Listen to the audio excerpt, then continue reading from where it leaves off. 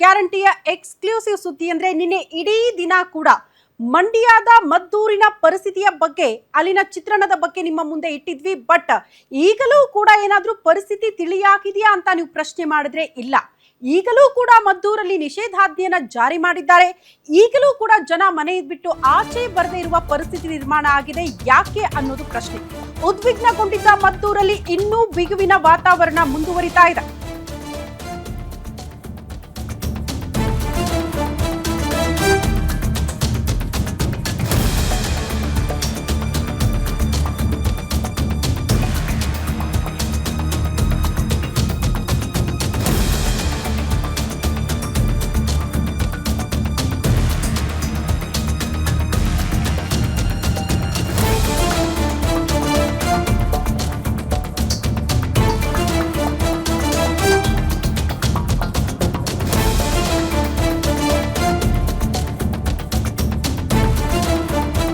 ಗೊಂಡಿದ್ದ ಮದ್ದೂರಲ್ಲಿ ಇನ್ನೂ ಕೂಡ ಬಿಗುವಿನ ವಾತಾವರಣ. ಯಾರು ಹೊರಗೆ ಬರುವಂತಿಲ್ಲ, ಗುಂಪು ಸೇರೋ ಹಾಗಿಲ್ಲ. ಮನೆ ಬಿಟ್ಟು ಆಚೆ ಬರ್ಬೇಕಂದ್ರೆ 100 ಸಲ ಯೋಚನೆ ಮಾಡ್ಬೇಕು. ಒಂದೇ ಕಡೆ ಸೇರಂಗಿಲ್ಲ, ಮೀಟಿಂಗ್ ಅಂತೂ ಮಾಡಂಗಿಲ್ಲ ಬಿಡಿ. ಅಂಗಡಿ ತೆರೆಯಂಗಿಲ್ಲ, ರಸ್ತೆಯಲ್ಲಿ ಓಡಾಡಂಗಿಲ್ಲ ಅಂತ ಪರಿಸ್ಥಿತಿ ಮದ್ದೂರಲ್ಲಿ.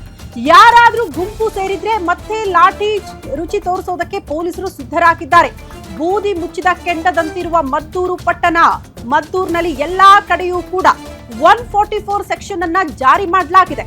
ಎರಡೂ ಗುಂಪುಗಳ ಮೇಲೂ ಹದ್ದಿನ ಕಣ್ಣಿಟ್ಟಿದ್ದಾರೆ ಪೊಲೀಸರು. ಸದ್ಯ ಕಳೆದ ರಾತ್ರಿ ಇನ್ನೂ ಹಲವರನ್ನ ಬಂಧಿಸಿದ್ದಾರಂತೆ. ರಾತ್ರಿ ತನಕ 22 ಜನರ ಬಂಧನ ಆಗಿತ್ತು. ಅವರನ್ನ ನ್ಯಾಯಾಂಗ ಬಂಧನಕ್ಕೂ ಕೂಡ ಒಪ್ಪಿಸಲಾಯಿತು. ಬಟ್ ಮುಂದುವರೆದು ಪೊಲೀಸರ ತನಿಖೆಯ ಸಂದರ್ಭದಲ್ಲಿ ಇನ್ನೂ ಹಲವಾರು ಜನ ಈ ಘಟನೆಗೆ ಕಾರಣರಾದವರನ್ನ ಪತ್ತೆ ಮಾಡುವ ನಿಟ್ಟಿನಲ್ಲಿ ಪೊಲೀಸರ ತನಿಖೆ ಮುಂದುವರಿತಾ ಇದೆ. ಹಾಗಾಗಿ ಇನ್ನೂ ಕೆಲವರನ್ನ ವಶಕ್ಕೆ ಪಡೆದುಕೊಂಡಿರುವ ಸಾಧ್ಯತೆ ಕೂಡ ಇದೆ ರಾತ್ರಿ ಹೊತ್ತಲ್ಲಿ. ಸದ್ಯ ಮಂಡ್ಯದ ಮದ್ದೂರಿನ ಪರಿಸ್ಥಿತಿ ಹೇಗಪ್ಪ ಅಂದ್ರೆ ನಿಷೇಧಾಜ್ಞೆ ಜಾರಿಯಲ್ಲಿರೋದ್ರಿಂದ ಯಾರು ಕೂಡ ಮನೆ ಬಿಟ್ಟು ಆಚೆ ಬರೋ ಹಾಗಿಲ್ಲ, ಗುಂಪು ಸೇರೋ ಹಾಗಿಲ್ಲ, ಮಾತನಾಡೋದು ಹಾಗಿಲ್ಲ, ಮೀಟಿಂಗ್ ಅಂತೂ ಮಾಡಂಗಿಲ್ಲ ಅಂತ ಪರಿಸ್ಥಿತಿ ಇದೆ. ಇಫ್ ಸಪೋಸ್ ಆ ರೀತಿ ನೀವು ಗುಂಪು ಸೇರಿ ಏನೋ ಗಲಾಟೆ ಗದ್ದಲ ಎಬ್ಬಿಸುವಂತಹ ಪ್ಲಾನಿಂಗ್ ಗಳನ್ನ ಮಾಡ್ತಾ ಇದ್ರೆ ಪೊಲೀಸರು ಮತ್ತೆ ಲಾಠಿ ಬೀಸೋದಕ್ಕೆ ಸಿದ್ಧರಾಗಿ ನಿಂತಿದ್ದಾರೆ ಮದ್ದೂರು ಪಟ್ಟಣದಲ್ಲಿ. ಪದೇ ಪದೇ ಕೋಮು ದಳ್ಳೂರಿಗೆ ಸಾಕ್ಷಿ ಆಗ್ತಾ ಇರುವ ಮಂಡ್ಯ ಜಿಲ್ಲೆ. ಇದಕ್ಕೆ ಕಾರಣರಾದವರನ್ನ ಪತ್ತೆ ಹಚ್ಚುತ್ತೀವಿ ಅಂತ ಅಲ್ಲಿನ SP ಕೂಡ ಹೇಳಿದ್ರು. ಜಿಲ್ಲಾ ಉಸ್ತುವಾರಿ ಸಚಿವ ಚಲುವರಾಯ ಸ್ವಾಮಿಯವರು ಕೂಡ ಬಹಳ ಸ್ಪಷ್ಟವಾಗಿ ಹೇಳಿದ್ರು, ಯಾವುದೇ ಸಮುದಾಯದವರಾದ್ರೂ ಕೂಡ ಘಟನೆಗೆ ಕಾರಣರಾದವರು, ಶಾಂತಿ ಭಂಗ ಮಾಡಿದವರು, ಕಾನೂನು ಸುವ್ಯವಸ್ಥೆಯನ್ನು ಹದಗೆಡಿಸಿದವರ ವಿರುದ್ಧ ಕಠಿಣ ಕಾನೂನು ಕ್ರಮವನ್ನ ಜರುಗಿಸಲಾಗುತ್ತೆ. ಯಾರನ್ನ ಕೂಡ ಬಿಡುವ ಮಾತೇ ಇಲ್ಲ ಅಂತ ಬಹಳ ಸ್ಪಷ್ಟವಾಗಿ ಹೇಳಿದ್ದಾರೆ. ಆ ಮಾತಿಗೆ ಬದ್ಧರಾಗಿರ್ಬೇಕಷ್ಟೇ. ಈಗ ಪೊಲೀಸರು ಕೂಡ ಎಲ್ಲಾ ಕಡೆ ಸರ್ಪಗಾವಲು ಹಾಕಿದ್ದಾರೆ. ಇವತ್ತು ಅಂಗಡಿ ಮುಂಗಟ್ಟುಗಳು ಬಂದಾಗಿರುತ್ತೆ, ಮನೆ ಬಿಟ್ಟು ಆಚೆ ಬರೋ ಹಾಗಿಲ್ಲ. ನಿನ್ನೆ ಕೂಡ ಯಾವ ರೀತಿ ಪರಿಸ್ಥಿತಿ ಇತ್ತು ಅನ್ನೋದನ್ನ ಗಮನಿಸಿದ್ರಿ. ಸಾವಿರಾರು ಸಂಖ್ಯೆಯಲ್ಲಿ ಹಿಂದೂ ಕಾರ್ಯಕರ್ತರ ಜಮಾವಣೆ ಆಯ್ತು. ಏಕಾಏಕಿ ಹೋರಾಟ ಮಾಡ್ತೀವಿ, ರ್ಯಾಲಿ ಮಾಡ್ತೀವಿ ಅಂದ್ರು. ಬಿಜೆಪಿ ನಾಯಕರ ಎಂಟ್ರಿ ಆಯ್ತು. ಪರಿಸ್ಥಿತಿ ಕೈ ಮೀರಿ ಹೋಗುತ್ತೆ ಅಂತ ಗೊತ್ತಾದ ತಕ್ಷಣ ಪೊಲೀಸರು ಅಲರ್ಟ್ ಆಗ್ತಾರೆ. ಕೆಲವರ ಮೇಲೆ ಲಾಠಿ ಬೀಸಿ ಅಲ್ಲಿಂದ ಚದುರಿಸುವ ಪ್ರಯತ್ನಗಳಾಯ್ತು. ನಿನ್ನೆ ಹಲವಾರು ಜನ ಲಾಠಿ ರುಚಿಯನ್ನ ತಿಂದಿದ್ದಾರೆ ಬಿಡಿ. ಹಾಗಾಗಿ ಬಹುತೇಕರು ಆಕ್ರೋಶ ಹೊರ ಹಾಕಿದ್ರು. ಪೊಲೀಸರ ಈ ಕ್ರಮಗಳು ಈ ಘಟನೆ ಆಗೋಕ್ಕೂ ಮುನ್ನ ಆಗಿರಬೇಕಾಗಿತ್ತು, ಘಟನೆ ಆದ ಬಳಿಕ ಅಲ್ಲ ಅಂತ. ಪದೇ ಪದೇ ಇಂಥ ಘಟನೆಗಳಾದಾಗ್ಲೂ ಕೂಡ ಪೊಲೀಸರು ಅಲರ್ಟ್ ಆಗಲ್ಲ, ಅತಿ ಹೆಚ್ಚಿನ ಭದ್ರತೆ ಒದಗಿಸುವಲ್ಲಿ ವಿಫಲರಾಗ್ತಾರೆ. ಪೂರ್ವ ನಿಯೋಜಿತ ಕೃತ್ಯಗಳು ನಡೆದು ಹೋಗುತ್ತೆ ಅಂದ್ರೆ ಯಾರ ವೈಫಲ್ಯ ಅನ್ನೋದನ್ನ ಕೂಡ ಪ್ರಶ್ನೆ ಮಾಡ್ಬೇಕಲ್ವಾ? ಯಾಕೆ ಪದೇ ಪದೇ ಹಿಂದೂ ಕಾರ್ಯಕರ್ತರನ್ನ ಟಾರ್ಗೆಟ್ ಮಾಡುದು, ಹಿಂದೂ ಧಾರ್ಮಿಕ ಆಚರಣೆಗಳನ್ನ ಟಾರ್ಗೆಟ್ ಮಾಡ್ತಾರೆ, ಪೂರ್ವ ನಿಯೋಜಿತ ಕೃತ್ಯಗಳಿಗೆ ಸಿದ್ಧರಾಗಿ ನಿಂತಿರ್ತಾರೆ ಅಂದ್ರೆ ಇದ್ರ ಬಗ್ಗೆ ಯಾರಿಗೂ ಕೂಡ ಮಾಹಿತಿ ಇರ್ಲಿಲ್ವಾ ಅನ್ನೋದು ಕೂಡ ಪ್ರಶ್ನೆ ಆಗುತ್ತೆ.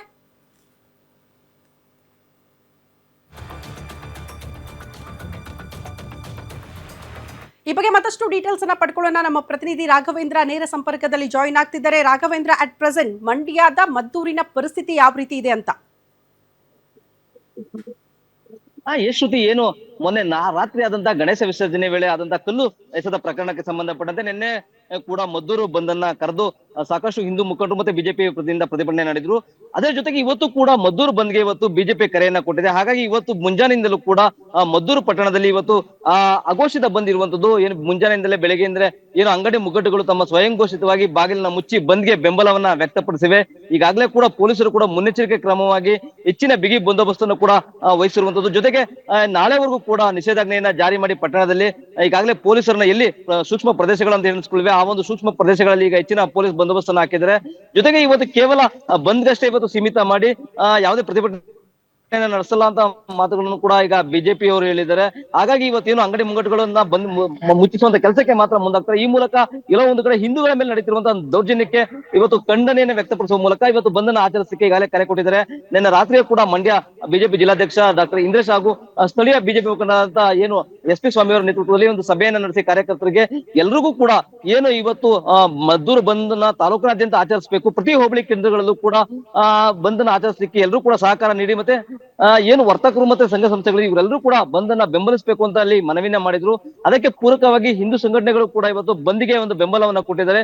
ಬೆಳಿಗ್ಗೆಯಿಂದಲೂ ಕೂಡ ಏನು ಶಾಂತಿ ಸುವ್ಯವಸ್ಥೆಯನ್ನು ಕಾಪಾಡುವ ನಿಟ್ಟಿನಲ್ಲಿ ಈಗ ಪೊಲೀಸರು ಕೂಡ ಸಾಕಷ್ಟು ಒಂದು ಮುನ್ನೆಚ್ಚರಿಕೆ ಕ್ರಮವನ್ನು ಕೈಗೊಂಡಿದ್ದಾರೆ. ಏನು ಹೆಚ್ಚಿನ ಪೊಲೀಸ್ ಬಂದೋಬಸ್ತ್ಗೆ ಸಿಬ್ಬಂದಿಗಳನ್ನು ನಿಯೋಜಿಸುವುದು, ಜೊತೆಗೆ ಮಸೀದಿ ಮತ್ತೆ ದರ್ಗಾಗಳು ಅಥವಾ ಈದ್ಗಾ ಮೈದಾನ ಎಲ್ಲೆಲ್ಲಿವೆ ಅಲ್ಲಲ್ಲಿ DR ತುಕಡಿಗಳನ್ನ ನಿಲ್ಲಿಸುವ ಮೂಲಕ ಒಂದು ಭದ್ರತೆಯನ್ನು ಒದಗಿಸುವಂತ ಕೆಲಸ ಮಾಡಿದ್ದಾರೆ. ಜೊತೆಗೆ ಏನಿವತ್ತು ಪ್ರತಿಭಟನೆ ನಡೆಸಿದ್ರೆ ಅಥವಾ ಬಲವಂತವಾಗಿ ಅಂಗಡಿ ಮುಚ್ಚಿಸುವಂತ ಮೇಲೂ ಕ್ರಮವನ್ನು ಜರುಗಿಸ್ತೀವಿ ಅನ್ನೋ ಮಾತುಗಳನ್ನ ಹೇಳಿದ್ದಾರೆ. ಯಾಕೆಂದ್ರೆ ಇವತ್ತು ಏನು 145 ಸೆಕ್ಷನ್ ಅನ್ನ ಈ ಪಟ್ಟಣದಾದ್ಯಂತ ವಿಧಿಸಿರುವ ಹಿನ್ನೆಲೆಯಲ್ಲಿ ಯಾರು ಕೂಡ ಗುಂಪನ್ನು ಕೂಡಬಾರದು, ಹೆಚ್ಚಿನ ಜನರನ್ನ ಬಂದ್ರೆ ಅವರ ವಿರುದ್ಧ ಕ್ರಮವನ್ನು ಜರುಗಿಸ್ತೀನಿ ಅಂತ ಮಾತುಗಳನ್ನ ಕೂಡ ಹೇಳಿರುವಂತದ್ದು. ಜೊತೆಗೆ ಏನು ನಡೆದಂತ ಒಂದು ಕಲ್ಲು ಎಸೆದ ಪ್ರಕರಣದಲ್ಲಿ ಸಂಬಂಧಪಟ್ಟಂತೆ ಈಗಾಗಲೇ ಕೂಡ ಸುಮಾರು 26 ಜನರ ವಿರುದ್ಧ FIR ಅನ್ನು ದಾಖಲಿಸಿ ಅದರಲ್ಲಿ 22 ಜನರನ್ನ ಬಂಧಿಸಿ ಈಗಾಗಲೇ ಕೂಡ ನ್ಯಾಯಾಂಗ ಬಂಧನಕ್ಕೆ ಒಪ್ಪಿಸುವ ಮೂಲಕ ಪರಿಸ್ಥಿತಿಯನ್ನ ತಹಬದಿಗೆ ತರುವಂತ ಕೆಲಸವನ್ನ ಈಗ ಪೊಲೀಸ್ ಇಲಾಖೆ ಮಾಡಿದೆ. ಜೊತೆಗೆ ಇವತ್ತು ಕೂಡ ಜಿಲ್ಲಾಡಳಿತ ಏನು ಶಾಂತಿ ಸಭೆಯನ್ನ ಕರೆಯುವ ಮೂಲಕ ಈ ಒಂದು ಪರಿಸ್ಥಿತಿಯನ್ನ ನಿಯಂತ್ರಣಕ್ಕೆ ತರಲಿಕ್ಕೆ ಮುಂದಾಗಿದೆ. ಇವತ್ತು ಮದ್ದೂರಿನ ಶಿವಪುರದ ಬಳಿ ಇರುವಂತಹ ಪದ್ಮಾವತಿ ಕಲ್ಯಾಣ ಮಂಟಪದಲ್ಲಿ ಏನು ಎರಡು ಮುಖಂಡರನ್ನ ಕರೆದು ಇವತ್ತು ಶಾಂತಿ ಸಭೆ ಮಾಡ್ಲಿಕ್ಕೆ ಜಿಲ್ಲಾ ಉಸ್ತುವಾರಿ ಸಚಿವರಾದಂತಹ ಚಲುವರಾಯಸ್ವಾಮಿ ಮುಂದಾಗಿದ್ದಾರೆ. ಹಾಗಾಗಿ ಈ ಒಂದು ಪರಿಸ್ಥಿತಿಯ ಲಾಭವನ್ನು ಪಡೆಯಲಿಕ್ಕೆ ಮುಂದಾಗಿರುವಂತಹ ಬಿಜೆಪಿ ಹಾಗೂ JDS ನವರಿಗೆ ಯಾವುದೇ ಕಾರಣಕ್ಕೂ ಕೂಡ ಈ ಒಂದು ಪರಿಸ್ಥಿತಿಯನ್ನು ಲಾಭಕ್ಕೆ ಪಡೆದ ರೀತಿಯಲ್ಲಿ ಶಾಂತಿ ಸಭೆ ಮಾಡಿ ಪರಿಸ್ಥಿತಿ ನಿಯಂತ್ರಣಕ್ಕೆ ತಂದು ಎಲ್ಲೆಲ್ಲಿ ಅವಘಡಗಳಾಗ್ತಿದೆ ಅವನ್ನ ನಿಲ್ಲಿಸುವಂತ ಕೆಲಸಕ್ಕೆ ಈಗ ಜಿಲ್ಲಾಡಳಿತ ಮತ್ತೆ ಸರ್ಕಾರ ಕೂಡ ಸೂಚನೆ ಕೊಟ್ಟಿದೆ. ಅದರನ್ವೇ ಈಗ ಜಿಲ್ಲಾ ಉಸ್ತುವಾರಿ ಸಚಿವರು ಕೂಡ ಈಗ ಶಾಂತಿ ಸಭೆಯನ್ನ ಕರೆದು ಈ ಒಂದು ಪ್ರಕರಣವನ್ನ ತಣ್ಣಗೆ ಮಾಡುವಂತ ಕೆಲಸಕ್ಕೆ ಮುಂದಾಗಿದ್ದಾರೆ. ಇದರ ನಡುವೆ ಕೂಡ ಈಗ ಬಸವನಗೌಡ ಯತ್ನಾಳ್ ಕೂಡ ಮಂಡ್ಯಕ್ಕೆ ಬರ್ತೀನಿ, ನಾನು ಬರುವಷ್ಟರಲ್ಲಿ ನೀವೇನಾದ್ರೂ ಕೂಡ ಏನು ಗಲಭೆಗೆ ಸಂಬಂಧಪಟ್ಟ ಆರೋಪಿಗಳನ್ನ ನೀವು ಬಂಧನ ಮಾಡ್ಲಿಲ್ಲ ಅಂದ್ರೆ ಮತ್ತಷ್ಟು ಉಗ್ರವಾಗುವಂತ ಪ್ರತಿಭಟನೆಯನ್ನು ನಡೆಸಬೇಕಾಗುತ್ತೆ ಕೂಡ ಎಚ್ಚರಿಕೆಯನ್ನ ಕೊಟ್ಟಿದ್ರೆ, ನಾಳೆ ಏನು ಸಾಮೂಹಿಕ ಗಣೇಶ ವಿಸರ್ಜನೆಯಲ್ಲಿ ವಿವಿಧ ರಾಜ್ಯದ ನಾಯಕರಾದಂತಹ ಏನು ಬಿಜೆಪಿಯ ಪಕ್ಷದ ರಾಜ್ಯಾಧ್ಯಕ್ಷರಾದ ವಿಜಯೇಂದ್ರ ಸೇರಿದಂತೆ ವಿರೋಧ ಪಕ್ಷದ ನಾಯಕರಾಗಿದ್ದ ಆರ್ ಅಶೋಕ್ ಹಾಗೂ ಪ್ರಮುಖ ಸಂಸದರಾಗಿದ್ದ CT ರವಿಯವರು ಕೂಡ ನಾಳೆ ಒಂದು ಪ್ರತಿಭಟನೆಯಲ್ಲಿ ಭಾಗಿಯಾಗುವಂತ ಸಾಧ್ಯತೆ ಇರುವಂತದ್ದು.